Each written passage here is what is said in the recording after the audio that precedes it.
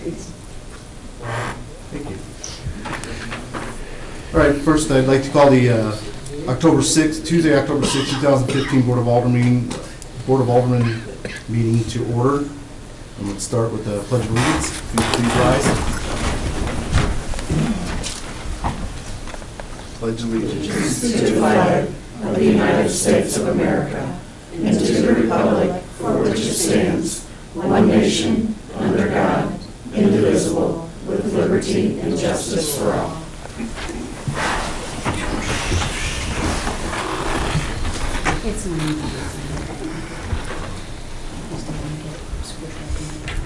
All right, next item on the agenda will be the approval of minutes. The strategic plan workshop for September 14, 2015. I'll entertain a motion to approve the minutes for the strategic plan workshop minutes on September 14, 2015. So moved. Second. Motion made by Alderman Frederick, seconded by Alderman Dreyer. Roll call vote, please. Alderman Dreyer?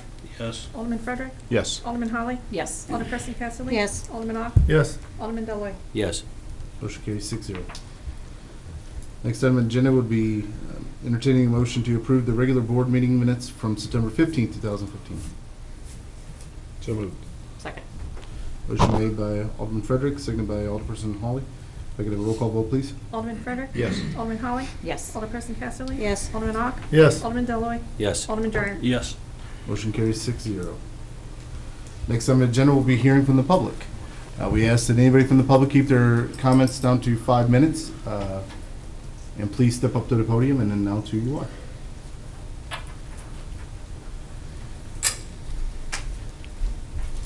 Good evening, Mayor and Board. I'm Cheryl Dyer, widow of former Mayor Jerry Dyer, and I want to take a brief moment to express my deepest gratitude to the city, to Terry and Brad and the other employees for the consideration that they have shown me in placing the bench at Binkley Park in memory of Jerry. A very special thank you to employees Wayne Dickman and Mark Watson for an absolutely outstanding job. Donations for this bench were given in Jerry's honor by friends and family who knew him, loved him, appreciated his honesty, integrity, and the pride for the city that he so loved. This bench is going to be a lasting memorial for the many visitors to the park that he valued and enjoyed so much. And I invite all park visitors to spend a few moments seated at this bench to take in the real beauty of the tranquil gem that we have located in the center of our city.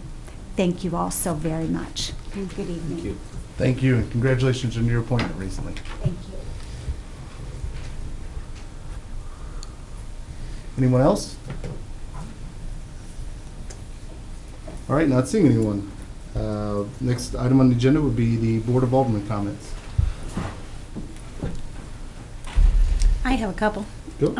I had the opportunity to do another ride-along this weekend, past weekend, with one of our fine officers, and I think it's always enlightening. And again, I know we encourage people to do this all the time, but I would encourage the public to take advantage of the opportunity to ride along with a local police officer. Form is on the website. If you go to the police department, you can fill that out. The other thing that I had pleasure of doing a little manual labor this weekend was working with our fine staff on the recycle day, and the employees that participated in that volunteered their time and devotion to the city, and it was a good day, albeit chilly and windy, but thank you very much to everybody who participated in that. And then I do believe, you guys can correct me if I'm wrong, was it Army recruitment or was it all service recruitment? Army. It was Army recruitment that helped lift all the heavy items into the truck, so it was nice to have their support from the community as well. That's it. Excellent. I just want to say thanks to the city staff for the Fall Festival. I think it was a huge success, and I know you guys worked very hard on it. Congratulations. I heard really good positive feedback. Anybody else?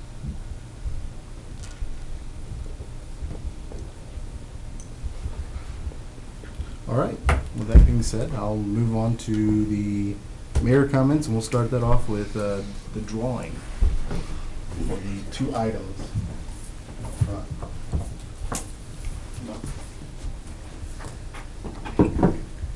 Let's go. Stop and shake your head for a minute. Did you want me to help draw? Is that what you were planning? Oh, yeah. Twice in this. Let's do what? Blow first. Yes. All right, I pick your name. You have to read the handwriting. Jeff Morgan. Okay? All right. You got it. And that's for the leaf blower. I'm sorry. That's for the leaf blower. And here you are for the weed whacker. And for the, That's what I call it. Is that a weed whacker? we'll call it a weed whacker. Would be Jenna Graves. Pretty nice. Don't have to be here to accept the prize. Yeah, wouldn't that be me? No. Very nice. It was not what the other shows.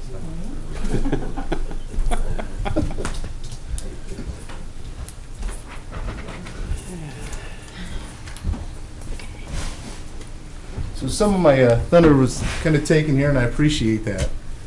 No, you're good. I appreciate it. It was a fun time out at the Fall Festival. Along with citywide cleanup, it just continues to be a success every time we do it, and I'm very happy with both of them, as well as I believe the board is. And I look forward to doing the Fall Festival next year. I think it was such a success. I think we'll see more continued success and people coming. On a different note, I'd like to just take a moment and, if people aren't aware of the passing of Ron Dickey, who served on our planning and zoning since 2012. He did pass away this past, I believe it was last weekend, if I remember right, on Saturday morning or Sunday morning.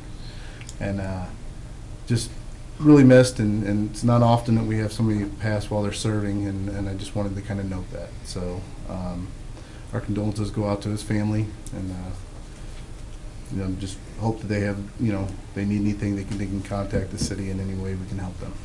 So, with that being said, I as well have not heard anything bad about the Fall Festival, and I'm very happy to hear that. So, next item on the agenda would be the business licenses for independent consultants. Does anybody have any questions in regards to the information given?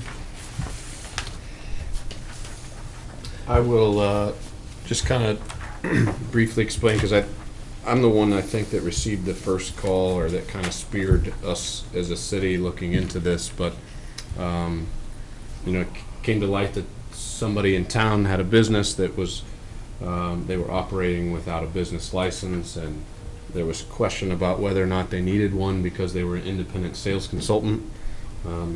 Similar to probably hundreds of others of independent sales consultants in the city, whether it be 31 or Mary Kay or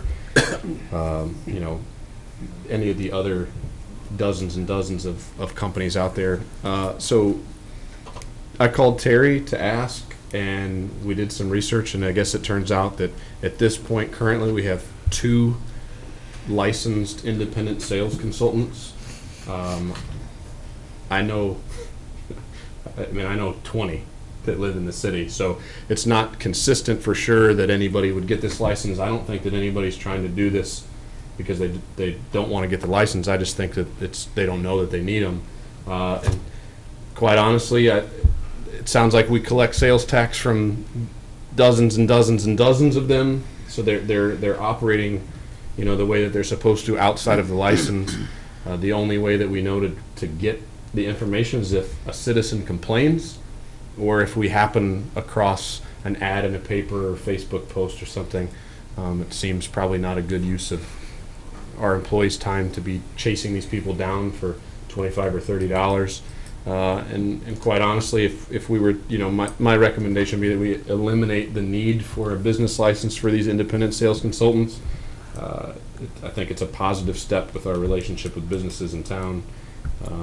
So, that's kind of the gist of it, but,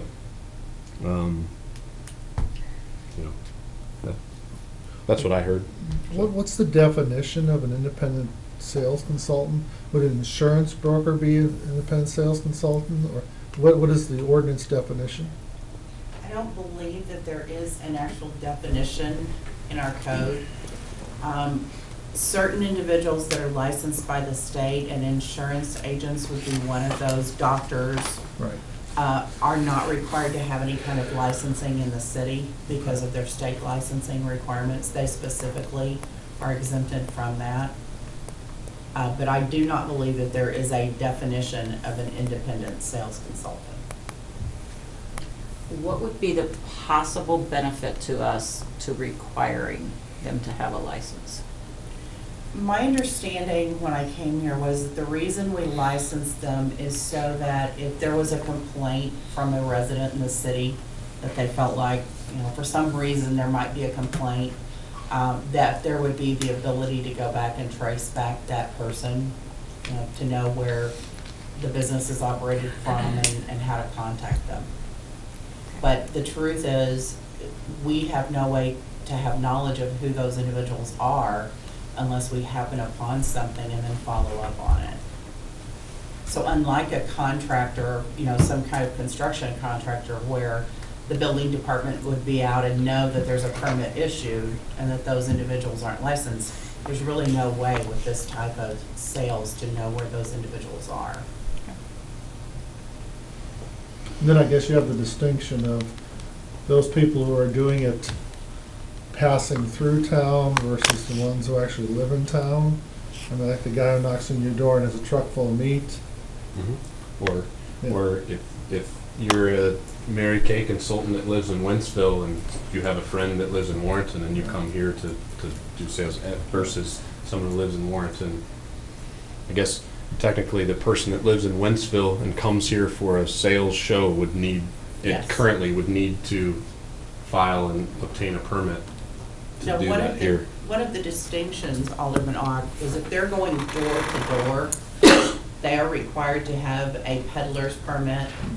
And I think in our discussions, we've not discussed letting that go because I think there is a benefit to our residents Yes. knowing who those people are that are knocking on their door. I think the distinction with this type of sales is typically those are not door-to-door sales. They're, either people inviting them to their home specifically or maybe attending independent parties at a residence. But for the most part, as I understand it, this type of consultant does not do door-to-door sales.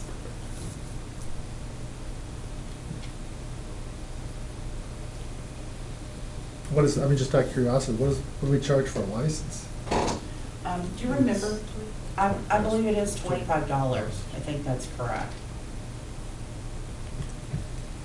Yeah, I agree. I don't know how you would enforce it. I mean, I can tell you how many of these kind of parties that people get invited to all the time. My wife gets invited to her share and all that, and I'm sure there's everybody up here who has a friend who sells something or knows somebody who sells something and wants to open their house to let them have some. I don't know how you police it. Thank you. I will agree with everybody else. I think it's, or with at least a couple of the aldermen, it's a waste of our city employees' time to try and track them down because there's just, even if you were able to find three more pop up the next week. It's just a popular thing right now for people to kind of independently bleed off each other. And then those three that you find are significantly angry with the city because they feel like they've been singled out. And quite honestly, when there's only two that have a license, if you're one that gets caught, then you did get singled out. So I understand the frustration from somebody who's trying to do business. If there was a way to easily police this and enforce it, I think it's easier. But these people aren't operating at a storefront, so you don't drive by and see that, oh, there's a business there, so. What do you do when the people with the storefront come up and complain because they have to pay for a license and these people don't? It's basically the same thing. It's business. Except I don't think it's the same.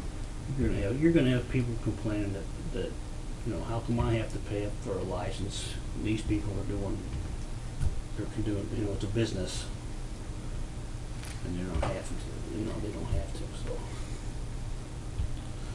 Well, Terry, when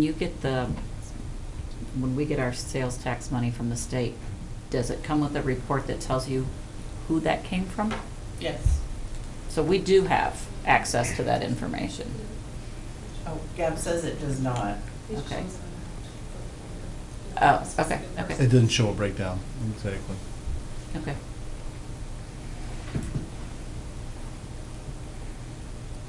Well, I mean, to Jim's point, I guess if you kept doing it, but you simply didn't enforce it or pursue it, does that take away from the argument of somebody who might say, well, it's not fair to me? Well,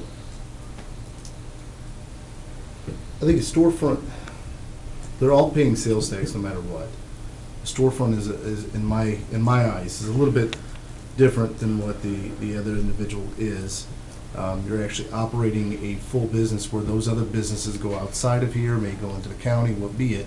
When you're operating an independent business in a stationary location, I believe by certain requirements, I mean, that's, to me, a little bit different, and I think it can be shown as different. I know this is a business license for independent consultants, is what we're actually talking about this time. I'm not against stuff, I'm just saying, I'm sure somebody's gonna come up Oh, I'm with a sure complaint there that, is. hey, how come I have to do this when they're not this?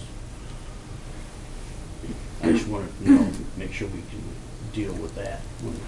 So, the person who's standing out on Highway 47 selling tomatoes is not in this category? Are they in another category, or are they simply unlicensed?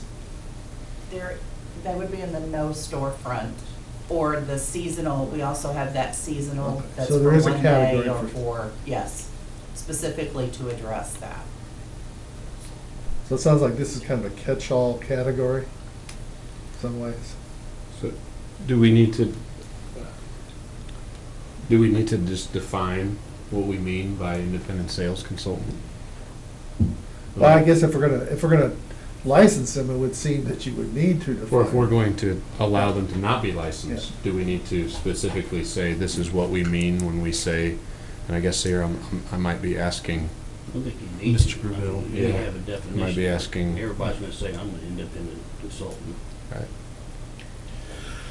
Do we know what other neighboring cities do under their, That was my Go on. question, next question. We can look at that. I mean, I think that there are statutory exceptions, like lawyers aren't required to get licensed, accountants aren't required to get licensed. I mean, there's different categories, like I don't have to have a business license if I have a storefront. Tim Joyce doesn't have to have a business license. People selling at the farmer's market aren't required. Your example, Gary, there's a statutory exemption for homegrown produce, the kind of side of the road sellers not required to have a license, business license. So, I mean, we could define it, but I think it's okay if you guys just say, because it's really not very clear in our ordinance who's required to do it, to say, these, home type consultant people are not required to do it. But if you want to define it, if you think it's cleaner, but, to your point, Alderman Dreyer, there are a lot of legal exceptions to businesses that are required to have a license. It's not like just everybody has to have it, But we can look at other cities and see if they define it separately, if you guys want to go that way, if you don't want to just accept them out and put something together. I think it's impossible to enforce having every Mary Kay, every Advocare, everybody who has a license to sell to do it, to enforce that they all have a license. No matter how you define it. No matter how you Yeah. define it. So, I guess, even if we're asking for defining, or if we're asking to do away with the period, the way I'm taking, we probably need a little more clarification and want some more research done on it. In the meantime, if we wanted to go ahead and suspend this for right now, is there a way we can do that? Yeah, you guys could just vote on it and we Just won't be able to charge. suspend the charge the requirement license. of that until further, So, but there is an ordinance that says we could collect, right? We don't have a definition of the term, but we have an ordinance. It's been the interpretation of the ordinance. I don't believe it's specific enough to, it's just been the way, correct me if I'm wrong, Terry, they've always applied it. Oh, okay, so it's really not an ordinance issue, it's, Right. it would just be us suspending the city. Like a clarification to say, we don't want this to. Yeah, I personally, I don't know why we need research. I would be good with just saying, yeah, we're just now establishing a new interpretation of the current ordinance to say that we no longer consider an independent sales consultant as a person that would require a business license under the current ordinance. And I think that's more than adequate, because like I said, it's just one of those things that's always been that way. And it's just to bring a little clarification to you guys to say, we've always applied this, it's very general. Do you guys want to continue to apply it that way? If you don't, we could just adjust accordingly. So we'll just change in the practice. Yeah, Mhm. yeah, the application of it. All right, anybody else, any questions, or?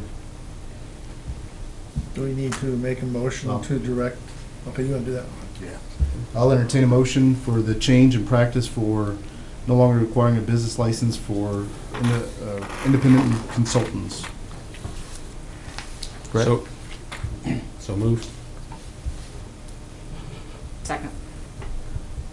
Motion made by Alderman Frederick, seconded by Alderperson Holly. Roll call vote, please. Alderman Holly? Yes. Alderperson Casterly? Yes. Alderman Ock? Yes, Alderman Deloy, Yes. Alderman Dreyer? No. Alderman Frederick? Yes. Motion passes 5-1. Next item on the agenda would be hearing from the Director of Operations and Finance Officer, Terry Thorne. The first item I have for you this evening is the report from the Tourism Commission meeting that was held on September 22nd. There were 3 items that were their considerations that morning. The first was a $600 request from America's Best Value Inn for interstate attraction signs out on I-70. The second was a discussion related to the City of Warrenton and the 2016 Fall Festival planning. If you remember, we had a great deal of difficulty finding the band entertainment for the event this year because we were very late in the game with trying to do that. So tourism wishes this year to go ahead and get the band booked so that we do have some selection. They approved an amount up to $40,000, which is within their budget, for entertainment for the bands for next year's event. Right now, we are trying to get 38 Special booked as the main stage entertainment, and Butchwax and the Hollywoods would continue to be the car show entertainment in the afternoon, eliminating the band that was in the middle and only having 2 bands, with the event really winding up around 8:30 p.m. We feel like that's a better time frame based upon what we saw at this event later in the evening. The last item was an approval by tourism of $15,000 for the fireworks show. That's the same amount that we spent this year. Need to also get a contract out there for that so that we make sure we have the date. The only thing different is Mr. Owenby from the Fair Board was at that meeting, and they talked about what the right date was to actually hold the fireworks display next year. The fair will end before the 4th of July actually gets there midweek. So their recommendation is to have the fireworks display on Saturday evening, which is actually the 2nd of July. It appeared, based on what Mr. Owenby said, that that would be the timing that most areas that were having fireworks shows chose to do it and keep it on Saturday night over the weekend. So the recommendation was to continue with the $15,000, but to do it on July 2nd in the upcoming year as opposed to the 4th of July. All right, any questions? did we spend 10 last year? No, we spent 15 last year. And that is the amount that's, 15,000 is what's in their approved tourism budget. Any other questions? All right, I'll entertain a motion to approve the Tourism Commission's recommendation for the amount of $55,600. So moved. Second. Motion made by Alderman Ock, seconded by Alderman Deloy. Can I have a roll call vote, please? Alderperson Casterly? Yes. Alderman Ock? Yes. Alderman Deloy, Yes. Alderman Dreyer? Yes. Alderman Frederick? Yes. Alderman Holly? Yes. Motion carries 6-0. My next item for you, my next three items actually, are policies that are arising from the September 14th planning meeting that we had.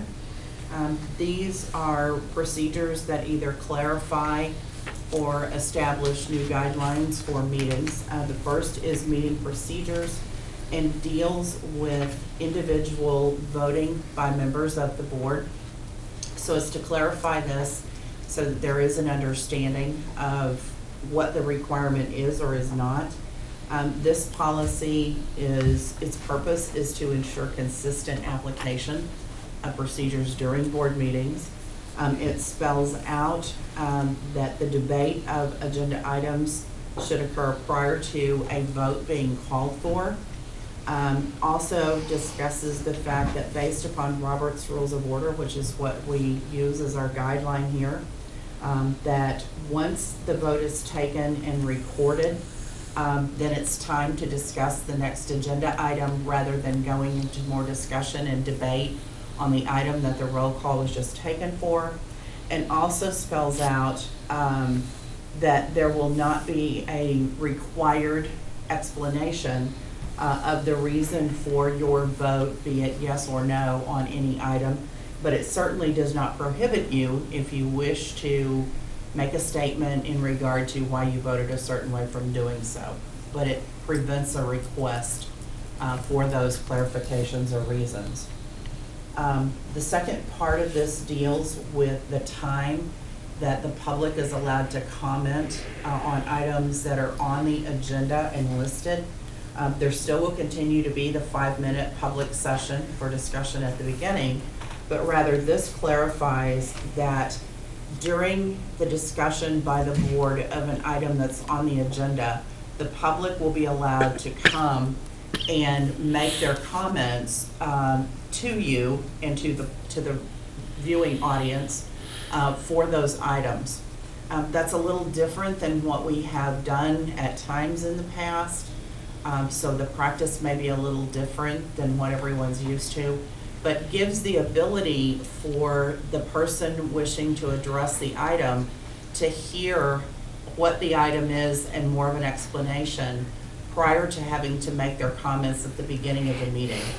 This policy also spells out that the board has the ability to ask a question of someone in the audience or ask them for a comment or maybe an explanation of something that they said. So there could be interaction with visitors to the meeting. That the presiding officer, typically the mayor, would ask the public to move to the podium and state their name. So we still have that for the record. There still would be the 5-minute time limit for each individual.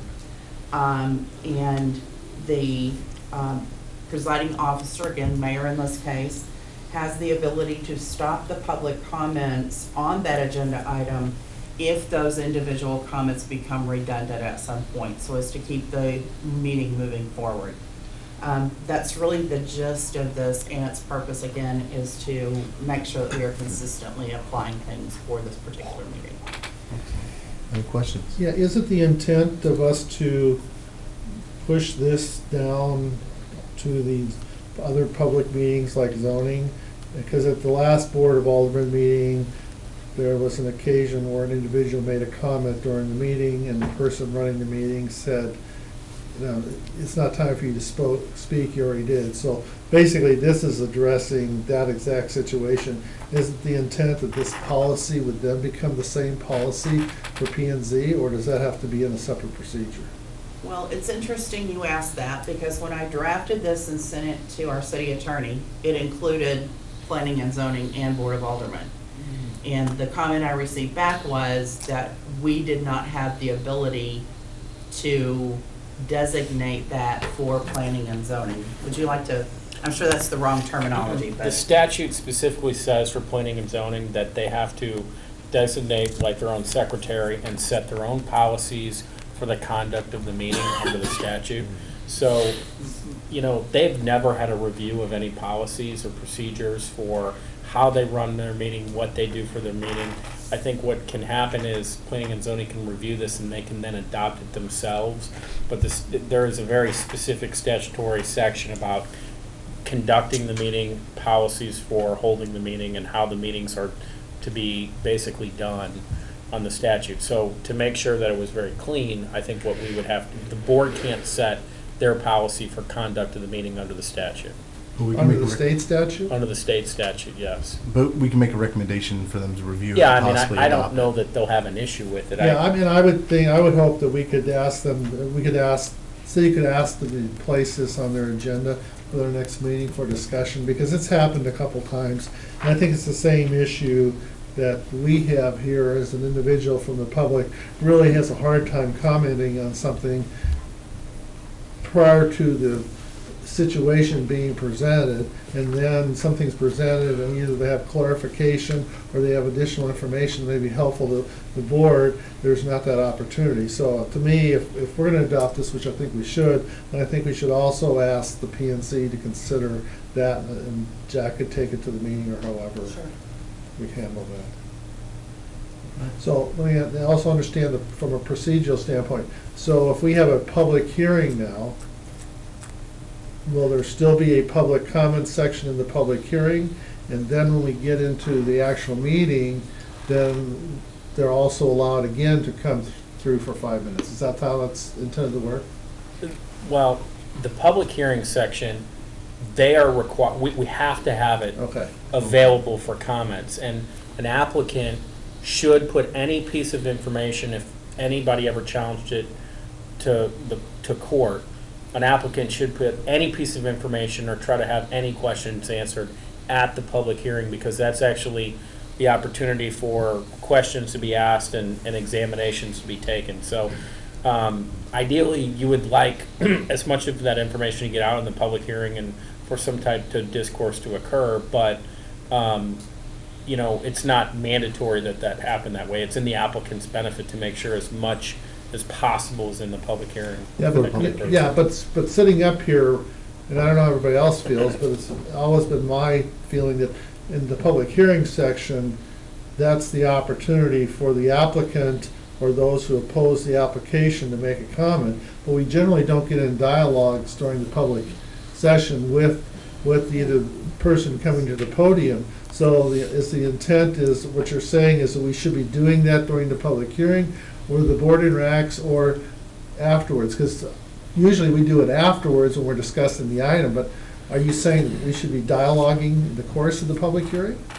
Well, I think that's a responsibility of the applicant because they should be saying, do you have any questions on the presentation? Because if somebody were to appeal an approval, or they were to appeal a disapproval, they're going to be bound by that record that is the public hearing. That's the purpose of the public hearing. Now, we do it a little different in Warrenton because we actually hold 2 public hearings.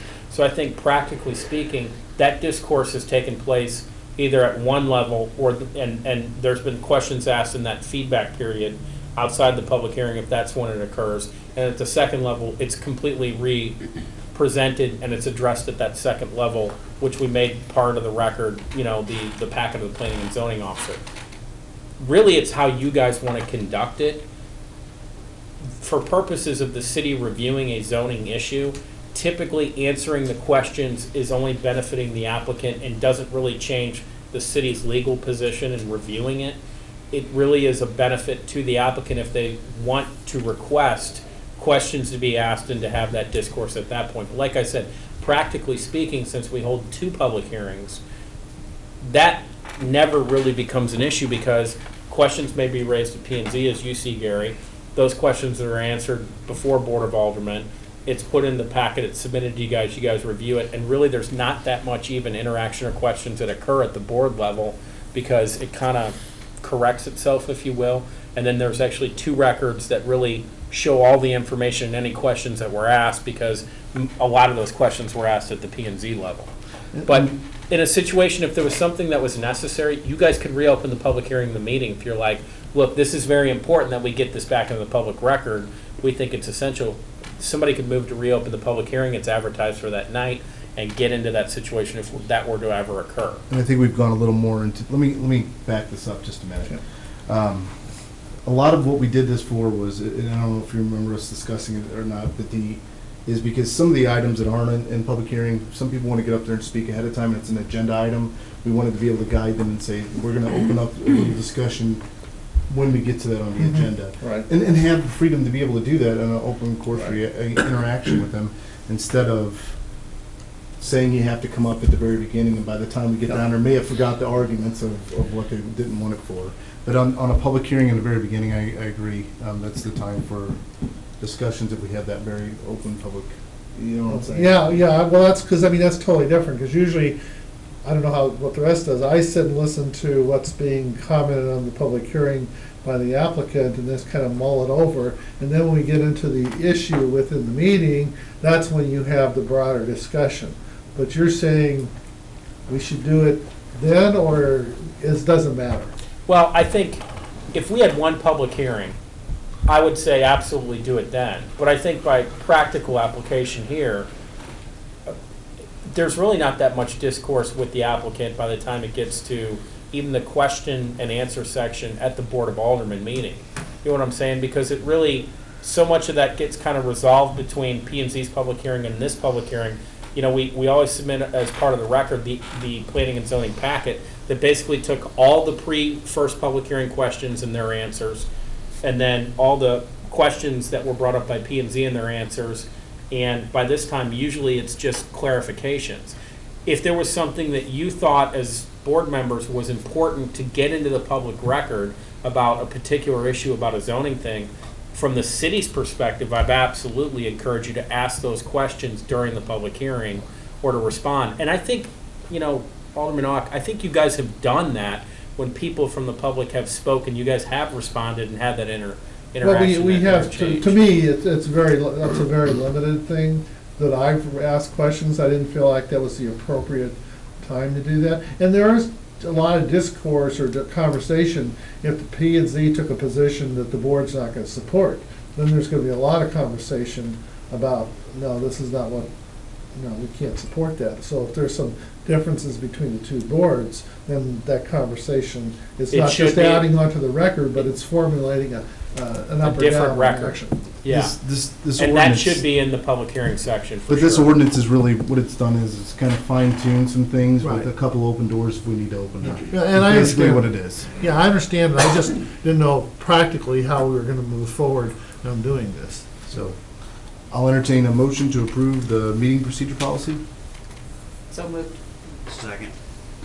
Motion made by Alderperson Hawley, seconded by Alderman Dreyer. Roll call vote, please. Alderman Ock, Yes. Alderman Deloy, Yes. Alderman Dreyer, Yes. Alderman Frederick, Yes. Alderman Holly. Yes. Alderperson Casterly. Yes. Motion carries 6-0. The next policy also comes as a result of the planning meeting and is related to video conferencing attendance by board members. This specifically allows members for the purpose when circumstances would otherwise prevent physical attendance of the quorum. The thing that's different from this policy that I learned when I actually started to work on writing it than what we discussed at our planning meeting was, at our planning meeting, we talked about requiring a quorum to be present in person. And then others, in addition to that quorum, would be able to video conference.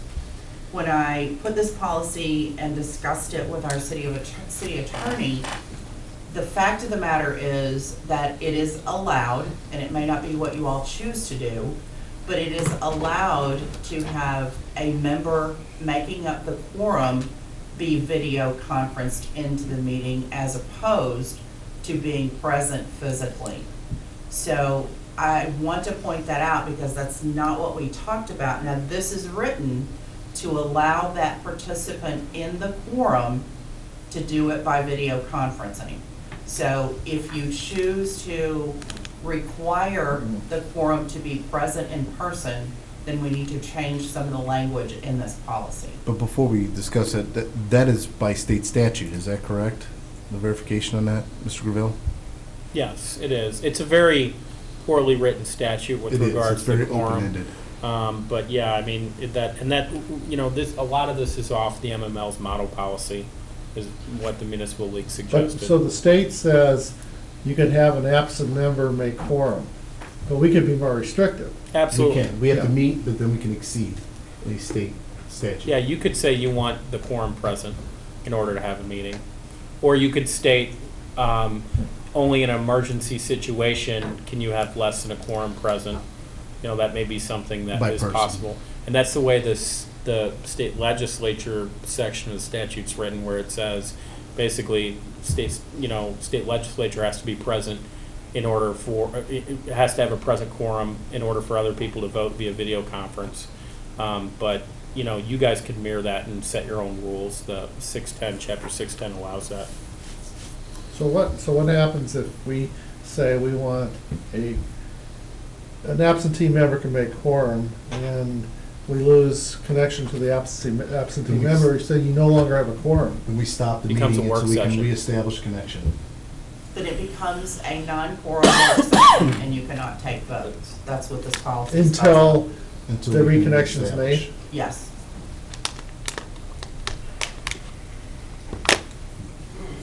It also spells out the fact that in order to do this, there has to be the ability for the member not present to have live transmission.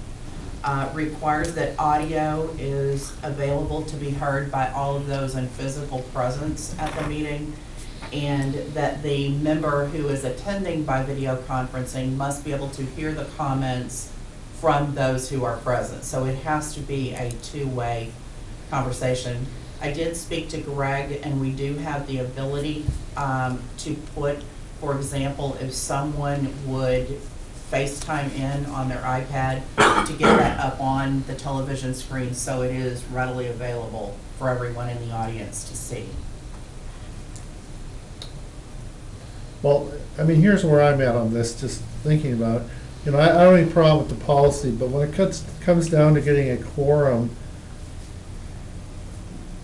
and one of the quorum members is video conferencing, I have a problem with that, unless it's a crisis listed natural disaster, earthquake, or tornadoes, where the board physically can't assemble, then I think it's appropriate. But for an ongoing meeting, if somebody's out of town on vacation and we need to make a quorum or whatever, I have a real problem with that. I would think from the public standpoint, if we're looking at meetings, seeing, well, gee, only 3 people cared to show up, and there's 3 people who didn't, but one decided to, I just think I don't feel comfortable with that. I mean, I don't know where everybody else is at on that. Terry, in your, what you've written, does it say more than one person can be It conferencing? limits it to 1 member per meeting to be able to video conference in. Which is different than the statute, but that was what you guys discussed at the beginning. Yeah, we didn't want more than one. So you'd have 2 absent, 1 video in, and 3 members present. I don't feel comfortable necessarily with that, but that's just me. What's the difference if I'm on a video or sitting here next to you? If you're sitting here next to me, I could probably interact better with the conversation, because the one time we had Tony video conferenced in on a meeting, there's such a time delay in the technology, I think it prohibits discussion to a certain degree. Because you make a comment, then you're kind of sitting there waiting and waiting and waiting, to see if Tony is going to respond back. Whereas in a regular meeting, you've got all these other visuals, people can look at each other, it just is not the same. I mean, that's just me. I think in person is obviously the best, but I don't have a problem with the way you've put the policy together. Anybody else have any questions, or? I agree with Gary. All right, I'll entertain a motion to approve the video conferencing policy. So moved. Second. Motion made by Alderperson Hawley, seconded by Alderman Delroy. Can I have a roll call vote, please? Alderman Deloy, Yes. Alderman Dreyer, No. Alderman Frederick, Yes. Alderman Holly, Yes. Alderperson Casterly, Yes. Alderman Ock. No. Motion carries 4-2. The next policy I have for you is regarding a consent agenda. This is an agenda which we did this a number of years ago, and I honestly do not remember why we stopped doing it. But it allows for an agenda to be put together of things that are very routine items, but that yet require a formal approval by the board. It allows more meeting time for more substantive issues to be spent. And like tonight, we have a very short agenda. There are times, though, when the agenda gets very lengthy. It would only be routine operational, financial, legal, or administrative matters. The items would be required to be non-controversial and not requiring of a discussion. Consent agenda would generally be approved in a single majority vote. Items would be listed in detail so that the public, when viewing this, and the intent would be to put it up on screen and then have the city clerk actually read those items, but to put the items on the consent agenda in a manner so that the public could understand what the topic is. So maybe in more detail than what you see on a typical agenda for discussion. Any clarification questions from the board would be directed to me, and we could answer those if they are simply for clarification of an item prior to the meeting. The mayor would then ask at the beginning of the meeting if any of the board members want an item removed from the consent agenda, so it would then be removed and placed as its own item on that same agenda for that evening. It would be done as one of the first things in the board meeting so that there is the ability to place it as a later agenda item. The consent agenda would be read by the city clerk once it's agreed upon by the board, and we would put it up on the monitor so that it goes out on the video channel for the public to view. Examples of items that could be included would be approval of minutes, monthly and annual department reports, approval of new employees being hired, award of regular bids when it's the low bidder recommended and the project is within the budget, approval of budgeted projects up to budgeted amounts. The thing I think about here is when Guy comes in and he has a sidewalk project and it's $3,000 and it's in the budget, and those things seem very mundane. Liquor license renewals typically are something that we never have questions on. Items that would not be suitable are things like approval of the annual budget or amendments to the budget, committee appointments, or if there are unbudgeted items or projects that are to be added. Certainly things could be added to either one of these example categories, but trying to give you some idea of those kinds of things. Well, I've been thinking about this a lot, and tell me how this practically would work. Let's say that Gabrielle has reports for this meeting tonight, and we want to place them on the consent agenda. Does that mean that she needs to be here? Because it's a consent agenda, there's not going to be any discussion.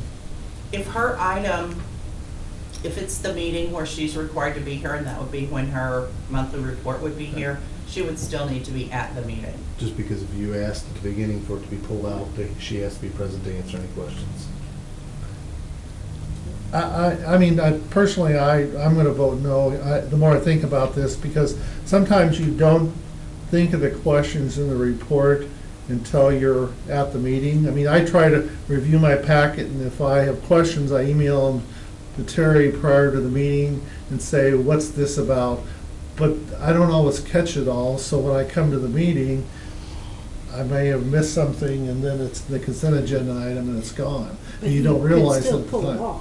Well, I know, but sometimes you don't see those. I mean, when Guy starts talking about something, then you raise his questions that might be in his report, and you lose that ability. So I'm not going to support it. So you guys can do what you want to, but I'm going to vote no. Anybody else have any questions? All right, I'll entertain a motion to approve the consent agenda policy. So moved. Second. Motion made by Alderman Frederick, seconded by Alderman Dreyer. Roll call vote, please. Alderman Dreyer? Yes. Alderman Frederick, Yes. Alderman Holly, Yes. Alderperson Casterly, Yes. Alderman Ock, No. Alderman Deloy. Yes. Motion carries 5-1. And then some notes for you under operation updates. The circus is coming to town. It will be here next Monday, October the 12th. There are 2 shows, 4:30 and 7:30. Tickets are available in advance here at City Hall and at Mosher's Foods. And the mayor has agreed to ride the elephant for those shows. So I hope, Tim, you're gonna be there with your camera. What a photo op. So, You want to get up there with me? That'd be even better photo op. So you do a selfie? You You got get a selfie do you have a stick? selfie stick? We could do that. Yeah. You can borrow mine. so invite everyone to attend the circus on Monday evening, 4:30 and 7:30. And then a note that the pool park property closing was scheduled for tomorrow. This morning, the title company ran into an issue with a 50-foot wide easement that we knew was there, but the firm that we're purchasing the property from apparently did not know it was there and thus did not have a legal description. So surveyors are now gonna have to go and get a legal description for that particular easement to be included in the closing. We've given them the opportunity to delay until the end of next week to get that done. We weren't gonna run out and break ground, so I don't think it's really an issue for us, but wanted to let you know that that closing has been delayed.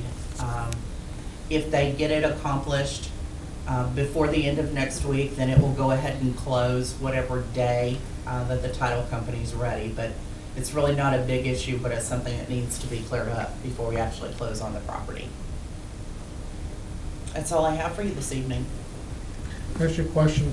The circus sign that's by Jonesburg heading in town, is that one the tourist commission's paying for, or is that paid for by the circus itself? The circus pays for all the advertising signs, other than the billboard. Well, that's what I mean. There's a large billboard before you get to Jonesburg, I think, that shows the circus That's paid for out of tourism. out of tourism. Any other questions? All right. Thank Next- you. Thank you. Next item on the agenda will be speaking with the finance manager, Gabrielle Curry. Good evening. Good evening. First item I have is the accounts payable for the month totaling $213,016.14. Any questions?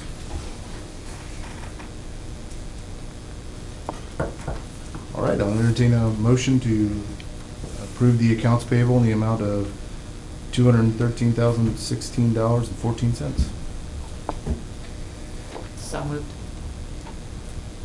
Second. Motion made by Alderperson Hawley, seconded by Alderman Deloy. Roll call vote, please. Alderman Frederick, Yes. Alderman Holly, Yes. Alderperson Casterly. Yes. Alderman Ock, Yes. Alderman Deloy, Yes. Alderman Dreyer. Yes. Motion carries 6-0. My next item is the monthly report. Anybody have any questions about the monthly report? All right. Thank you very much. All right, thank you. Next item on the agenda will be speaking with Economic Development Director, Michelle Slocum. Good evening. I have for you my monthly report.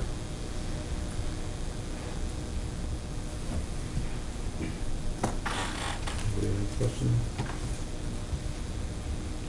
Well, my only comment is like, it looks like you did a lot of outreaches. I appreciate that. Are you making plans to go to Recon again next year? Yes. No, because it looks like you've made some contacts and stuff, started, Yes. you know, making some inroads that I I actually think received- we need to continue that. Received an email that they are taking housing already for that. Good. Sorry. All right. This is like the approval look. Thank you very much. Next item on the agenda would be bills to ordinance. I'll entertain a motion for the first reading of bill number 40-15. moved. Second. Motion made by Alderperson Holly, seconded by Alderman Frederick. An ordinance to amend section 300.010 and 355.110 of Title III, Traffic Code of the Municipal Code of the City of Warrenton, Missouri, related to the parking of vacation and recreation vehicles on city streets. I'll entertain a second reading and passage of bill number 40-15.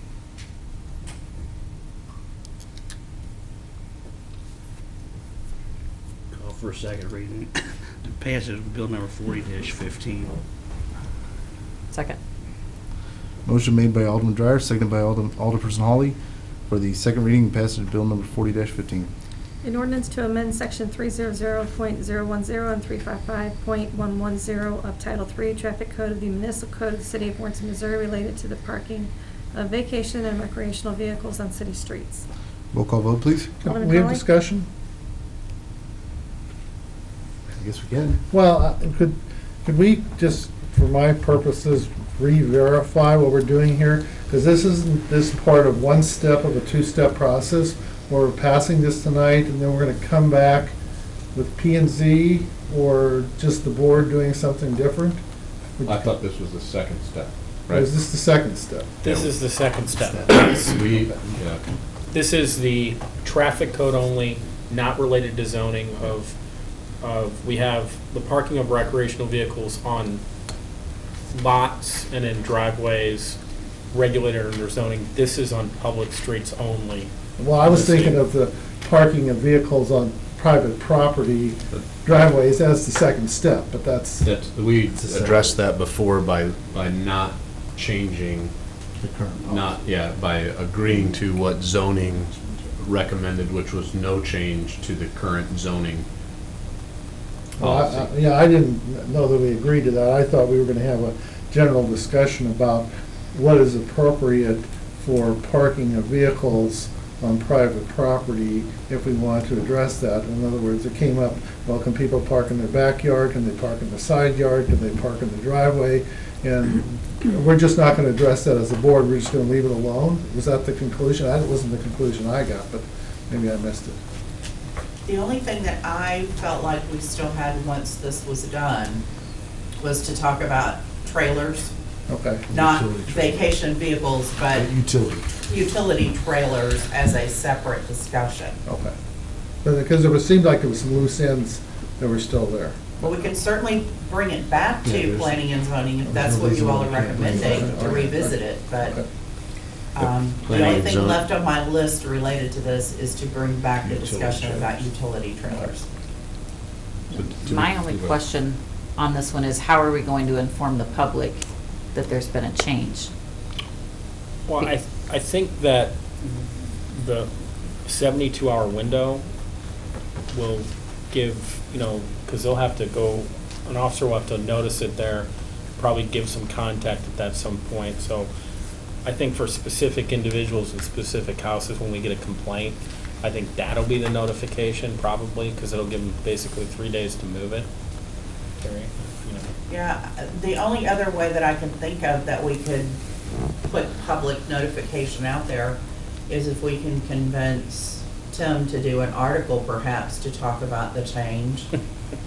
Because short of that, we really only have take an ad out or something like that to try to do it, so. Well, the next newsletter, you could put it in the next We newsletter. could do that in the newsletter as well. But I think that's why we added that 72-hour notice, is to keep them really. No, I agree. I just think if we can be more proactive and let people know before they get a visit from an officer, if we can inform the public that this is going to be a change, that would be a wise thing for us to do. Well, hasn't there been an article in the online register already? Yes. He wrote Yeah, there was an there was an- article that there's an said we were article, going to yeah. talk about this week. So you can just say, done. So, yeah. Passed. Any more questions or comments? Now, can I have a roll call vote? Alderman Holly? Yes. Alderperson Casterly? Yes. Alderman Ock? Yes. Alderman Deloy, Yes. Alderman Dreyer? Yes. Alderman Frederick? Yes. Motion carries 6-0. Next item on the agenda would be adjournment. All those in favor say aye. All right. You need a. Only got like 3 hours. Aye. Aye. Okay, I got the majority. We are so adjourned.